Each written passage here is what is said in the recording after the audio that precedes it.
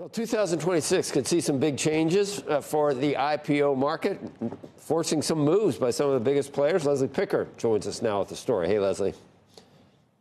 Hey, Joe. Good morning. Yeah, for years, many of the biggest private AI companies, think OpenAI, Anthropic, Databricks, have shunned the public markets. But bankers say that may need to change next year as the CapEx cycle crosses a threshold where private-only financings just become too constraining.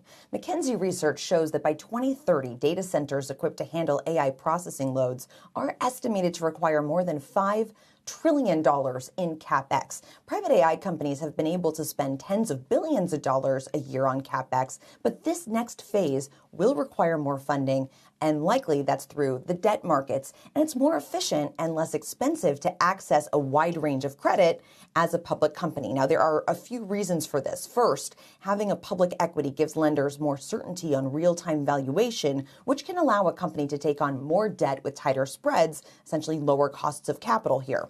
Additionally, suppliers and partners typically sign 10 to 15-year contracts, meaning counterparties want to be sure there's financing durability over the long term. Now, to be sure, there is this looming question out there about how many of these companies can go public at the same time and whether the market will be able to absorb all of that supply. For example, if OpenAI raised at $1 trillion valuation, which is what's been reported out there, and floated just 10% of the company in an offering, that alone would be well more than all 340 IPOs raised in the U.S. this year combined, Joe.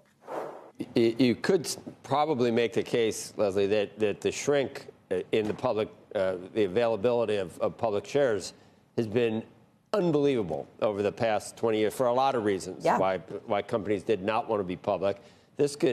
You could see, many more shares available in the public marketplace and still not be what the pendulum would only be about halfway back to where it was 20 years ago.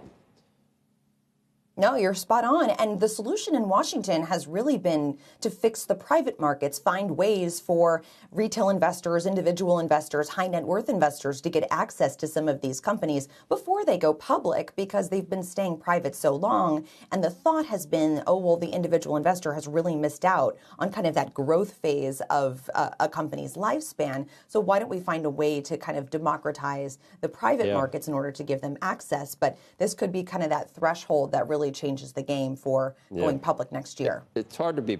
There are reasons not to be public. I blame the lawyers, as I always do, for everything. But